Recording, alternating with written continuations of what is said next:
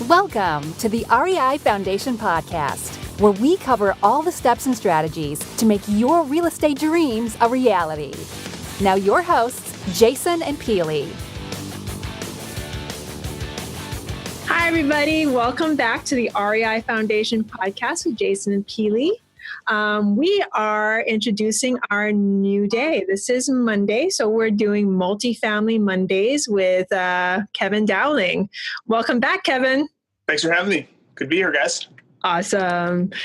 So the reason why we started doing this is because we're having so much traction in this field that we need a whole day just to talk about it. And we've been going back and forth as to what we should do for our first episode. But what we're going to do is have Jason and Kevin basically give you all the information that they give their investors on a monthly basis. So I'm going to let you guys take it from here. If I have any questions, I'll let you know. But okay, here's Jason and Kevin. Yeah, I think the best thing that maybe hopefully will help people out there is that it's one whole thing about actually finding a property, getting under contract and closing the deal. But what happens when you actually close the deal? And that's one of the steps that we had a plan in place. And now there is having the plan, and then there's implementing the plan, and then past that, seeing how well you can implement the plan. So right now we're on the newer side with the most recent acquisition of putting this plan in progress. And Kevin, you want to jump off with a little context about some of the steps we're taking to make this a better property? Yep. So we're 2 months in. At the 30 and 60 day mark, we've implemented the rent raise program right now. So we've identified kind of grossly underpaying tenants, not that they're bad tenants, but we've identified them to potentially have procedures to bring them closer to market. Also, we've identified month-to-month leases and upcoming leases that we are targeting to bring to market. So as those units come due, we're turning them pretty quickly. And in conjunction with that, we just finalized, and this week we finalized our construction budget. So we have a 60-day plan to get the first phase of all of our construction items through our CapEx, our capital expenditures done within the next 45 to 60 days. Some of those items include some water savings initiatives, so replacing the toilets to hopefully bring the water bills down by 25%, and then some other items to enhance and efficiency initiatives and additional water initiatives as well. Perfect. And one of the most important points that we did literally day one, we said, okay, maintenance staff, it's our property now. Let's go out there and make sure that we are fixing all the deferred maintenance for all the tenants who out there who had open tickets for items that the old seller had basically just neglected. So we probably had a good 20 of them that were open tickets, some minor, some a little more major with some water leaks, et cetera, that just had not been handled. So we want to make the tenants know that we're here. We want to make this property better for them. So when they see us increasing the rents, that we're giving them reason because we're trying to make this a better place to live. Another thing we're doing is we are in negotiations for a cable contract. There's a couple different options you could do for this. A bulk or a non-bulk. A bulk contract basically means that you are going to have a cable company take on the property, and then they would bill us directly for the cable, and we would be in for getting reimbursements from the tenants.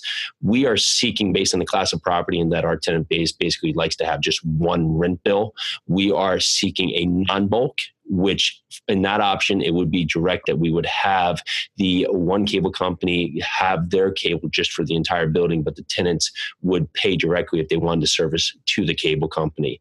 Big draw for this is we also would get a share of the revenue from the cable company, whichever option we chose, and we'd also get a per door with royalty for signing up for this exclusive right to the cable company.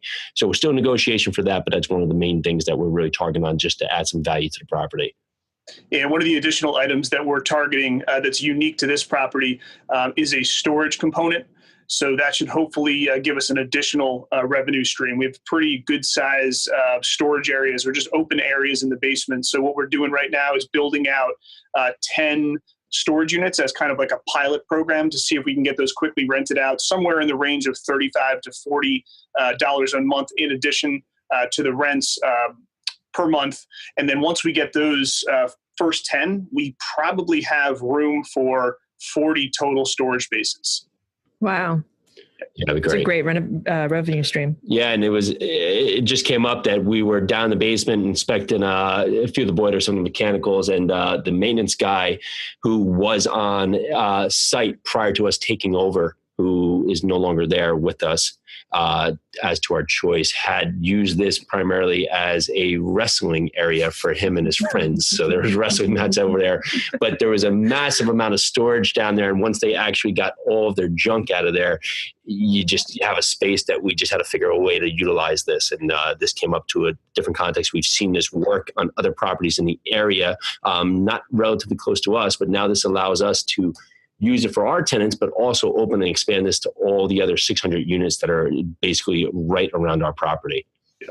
And then some of the other items that we employed within the first 30 days, we switched over from a security deposit to a non-refundable move-in fee.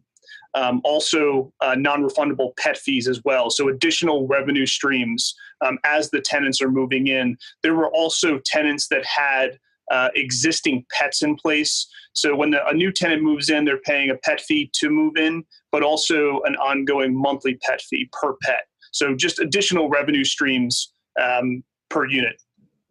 Nice. Got our new signage up. Looks amazing. The last signage looked like it had been used for shotgun practice. So we could have basically put up anything to make it better than what it was. So that looks great. Landscape is looking very nice out there. We're psyched with that's going on. And Ray has started in the office. That's our new on-site manager. Very excited. He's gone through his training period.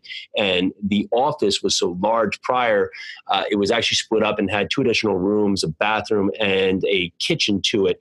So we were able to put up a wall, still have a sizable office, and turn that into a 2-bedroom unit that now adds additional income to the property. So that was a great find. Just was basically delegated for this property where we're able to do that. We are paying utilities on our property because on that apartment, because it is still tied with the office. Yep.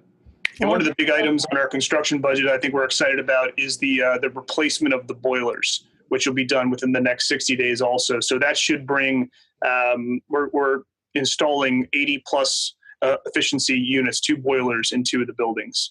Yeah, they're running at best at 40% right now. So right now, if you could see the value just based on those numbers, if you know nothing about anything with mechanicals, is that we're wasting so much in utilities, and this isn't all owners paid property. So anything we can do to cut down our utility bill just will add to our bottom line.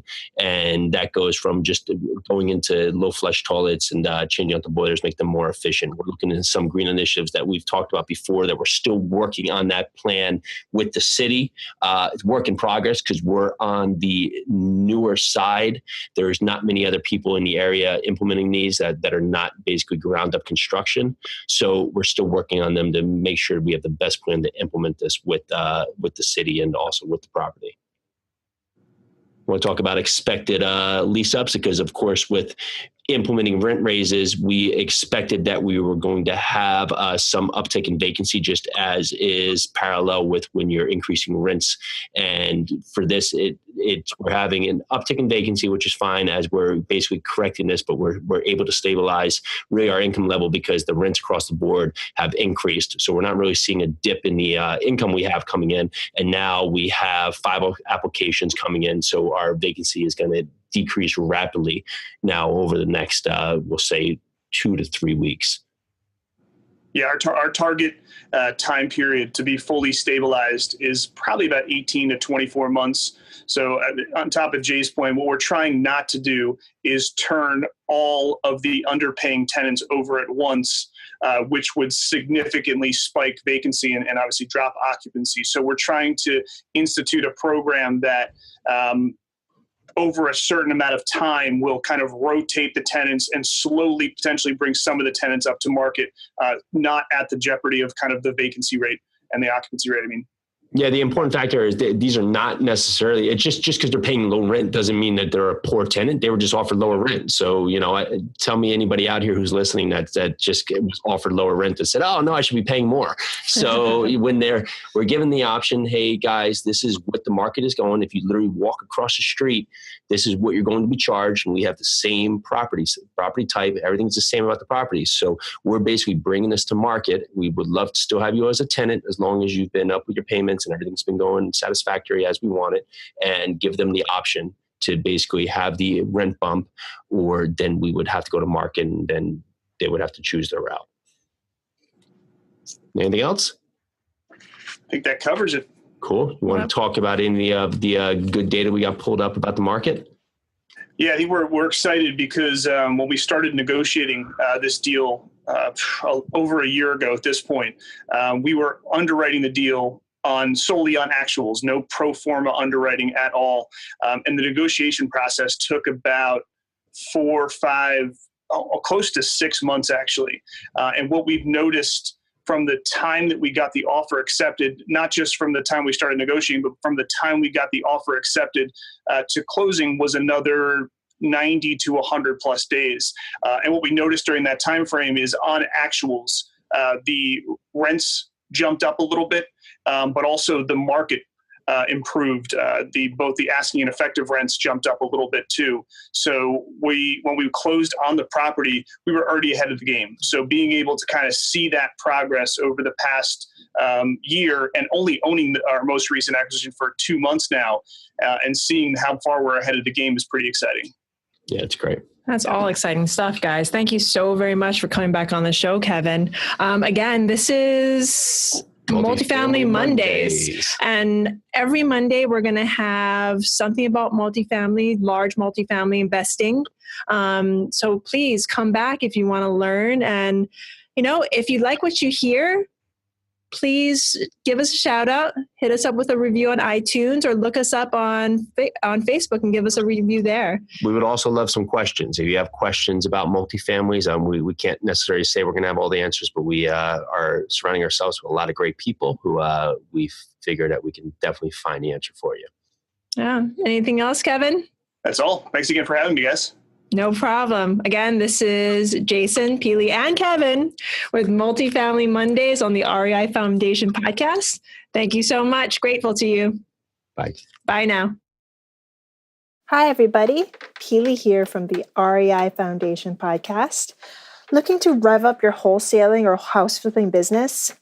Go now to houseflippinghq.com. Jason and I are part of a house flipping family, a community created by Justin Williams. Would we be where we are without him and without his community and his mentors? Probably not. Justin and his team basically handed us personalized shortcuts and exact strategies that have made us explode in today's market. So if you're looking to take the next step, go to houseflippinghq.com right now. Again, this is Pili from the REI Foundation Podcast. Thank you so much for listening, and we are so grateful for you. Have a great day. Bye. Thanks for tuning into the REI Foundation Podcast. Check back next time for more awesome tips and strategies to launch your new you in real estate.